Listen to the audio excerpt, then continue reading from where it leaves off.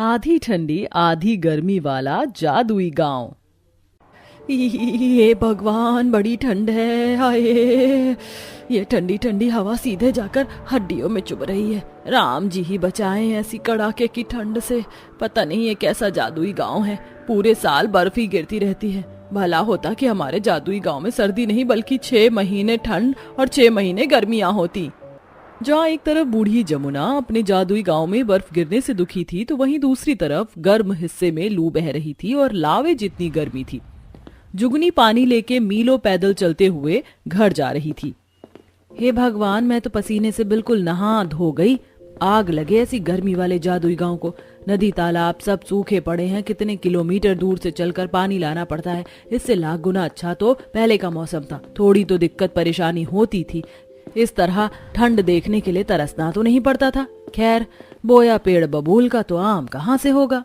आखिर क्यों ये महिला ऐसे मिसाल दे रही है और क्या है इस जादुई गांव का रहस्य जिसमें एक समय पर 2 अलग अलग मौसम मौजूद है। तो चलिए इसके पीछे की कहानी देखते हैं। दूर दराज बसा हुआ बलियापुर गांव आज भी बाकी गांव से पिछड़ा हुआ है। वहां कमाने के ज्यादा जरिए उपलब्ध नहीं है। सभी लोगों के घर आज भी मिट्टी के हैं और कुछ लोग फूस की झोपड़ी डालकर। गांव में केवल रोजगार के 2 ही साधन मौजूद है, खेती बाड़ी और ईंट की भट्टी। आधे लोग किसानी करते हैं और आधे ईंट की भट्टी पर मजदूरी करते हैं। जहां मोहन और हरिया निराश दिल से बातचीत कर रहे हैं।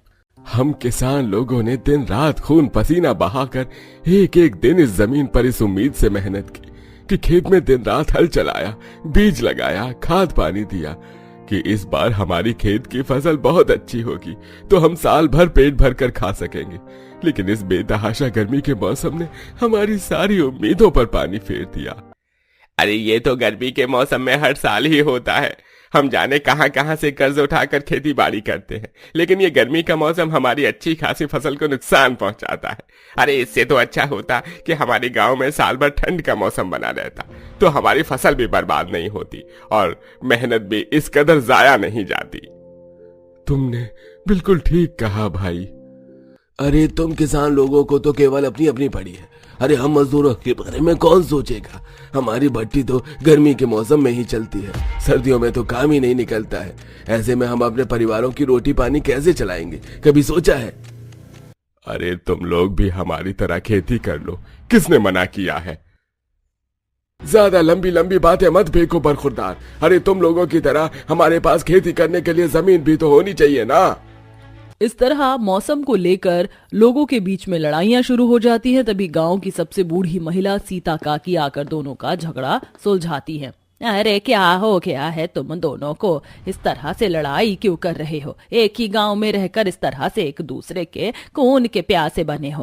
पहले ही हम लोग इतने दुख तकलीफों में अपना पेट भर रहे हैं। भाई भाई की तरह रहो, भगवान से प्रार्थना करो, वो सबका बेड़ा पार लगाएंगे।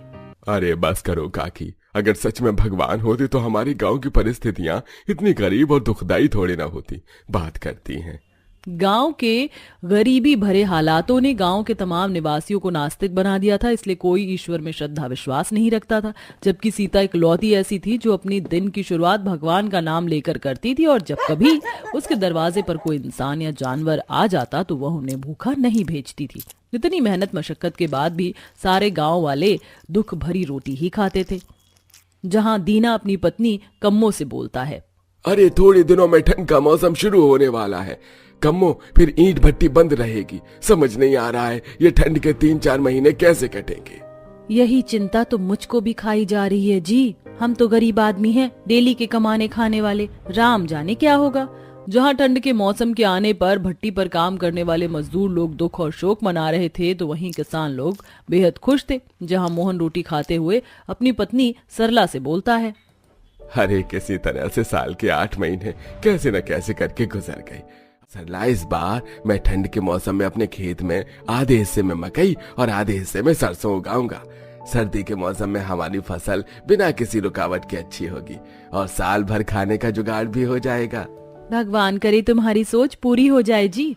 उधर सीता अपनी थाली में 2 रोटी बनाकर खाने चलती है, तभी एक कुत्ता काऊ काऊ करते हुए उसके दरवाजे पर आकर बैठकर पूंछ हिलाने लगता है।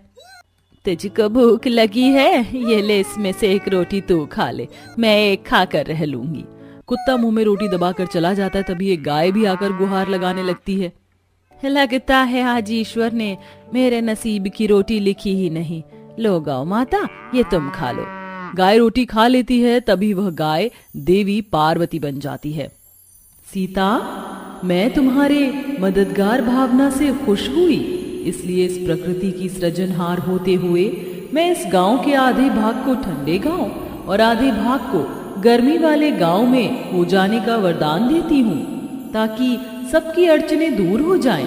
किंतु याद रखना, इस गांव में अब इस 2 मौसम के अलावा और कोई तीसरा मौसम नहीं आएगा। तुम्हें पूरे साल इसी एक मौसम के सहारे रहना होगा। हम सबको स्वीकार है देवी, हम रह लेंगे। ठंड का मौसम हम किसानों के लिए लाभकारी है। हाँ हाँ, हम भी इस गर्मी के मौसम में खुश हैं। तो फिर ठीक है, आज से इस एक गांव के अंदर 2 मौसम रहेंगे सदा के लिए। देवी के वरदान स्वरूप जादुई गांव में लोग कुछ दिन तो खुशी खुशी रहने लगते हैं, लेकिन थोड़े वक्त के बाद कुढ़ने लगते हैं। जहां साल भर गर्मी पड़ने के चलते मिट्टी पेड़ पौधे अपना संतुलन खो देते हैं, जमीन से नमी चली जाती है, नदी तालाब सूख जाते हैं, मजदूर लोग पसीने में तरबतर ईंट बना रहे थे। हे भगवान, इस गर्मी वाले शुष्क मौसम ने तो उबाल कर रख दिया है। इससे भली तो ठंड थी। अरे तुमने बिल्कुल ठीक कहा भाई। देखो, इस नवंबर दिसंबर में भी गर्मी के मौसम में थोड़ी भी राहत नहीं है। दिन रात बस लू चल रही है। ऐसा लग रहा है रेगिस्तान में रह रहे हैं। जहां एक तरफ गर्मी वाले गांव के वासी दुखी थे, ठंड वाले गांव का भी कुछ ऐसा ही हाल था। कहानी के अंत में क्या हुआ, चलिए देखते हैं। जहां सरला शीला दिन रात की बर्फबारी और ठंड से बिल्कुल उकता चुकी थी। इस ठंड ने बड़ा उकता दिया है बहन, जहाँ देखो बर्फ ही बर्फ है। इतने दिनों से सूरज का मुंह भी नहीं देखा है। सही बोल रही हो बहन, ये जादुई ठंडा गांव तो श्राप के जैसा लग रहा है। इससे अच्छा तो पहले वाला मौसम था। न लकड़ी मिल रही है, जहाँ देखो दिन भर कोहरा ही कोहरा छाया है। खिली धूप देखने की इच्छा हो रही है मेरे दिल में। तभी ठंड में ठिठुरते बूढ़े रामू काका बोलते हैं, अरे तुम सब लोगों ने तो ये वरदान मांगा था, अब जियो ऐसे दोहरे मौसम में। अरे मौसम का संतुलन जरूरी होता है। ईश्वर ने जो बनाया था अच्छा बनाया था। हम लोगों ने प्रकृति के साथ छेड़छाड़ की है।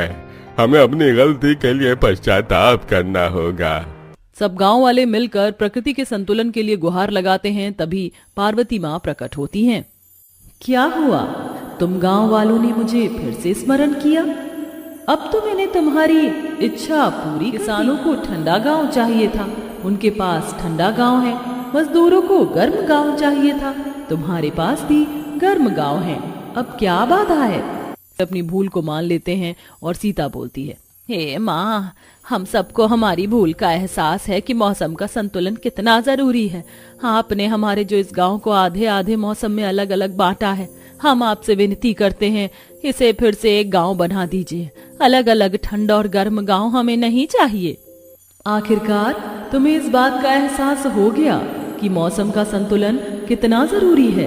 पतझड़, ठंड, गर्मी, बारिश, सारे मौसम जरूरी हैं।